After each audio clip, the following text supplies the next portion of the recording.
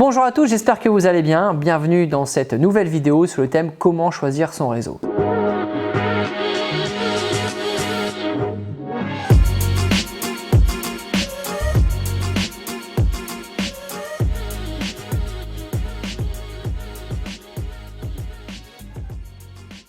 Je vous rappelle que si vous souhaitez revoir toutes les vidéos et comprendre le concept de courtage addict, alors je vous invite à cliquer sur le lien ci-dessous. Il est important que tu choisisses un réseau qui te corresponde, qui réponde à tes exigences et surtout qui te donne l'envie de les rejoindre. Je vais te donner mes conseils pour déterminer quels sont les critères pour faire le bon choix. Première chose, l'humain, c'est-à-dire l'accompagnement, l'authenticité, l'écoute. Deuxième point, l'aide à l'installation, c'est-à-dire l'étude prévisionnelle, et surtout l'étude de faisabilité. Et oui, quand tu rentres dans un réseau, l'idée c'est que avant que tu rentres dans le réseau, que tu adhères, qu'on puisse te faire, je dirais, une étude, une projection. Tu dois pouvoir avoir cette liberté de pouvoir choisir soit tu travailles en home office ou effectivement en agence si tu le souhaites.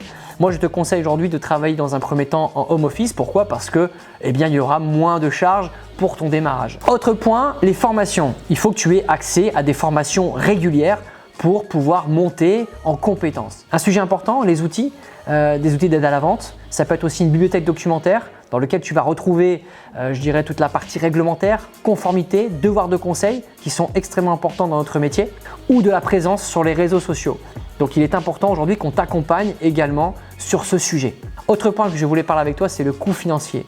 Et oui, notre système de rémunération est assis sur les surcommissions et les commissions sur lesquelles vont être appliqués un pourcentage. Et chaque réseau a son propre modèle économique et donc son propre pourcentage qui sera appliqué sur ta rémunération. Le conseil que je te donne, c'est surtout que chaque réseau doit, je dirais, privilégier son courtier ou tout au moins les membres du réseau. Voilà, j'en ai terminé avec la vidéo. Je vous remercie de l'avoir regardée. J'espère qu'elle vous aura plu comme d'habitude. On se retrouve très vite pour un prochain épisode et sous le thème de comment trouver ses partenaires en assurance. Je vous dis à très bientôt. Ciao!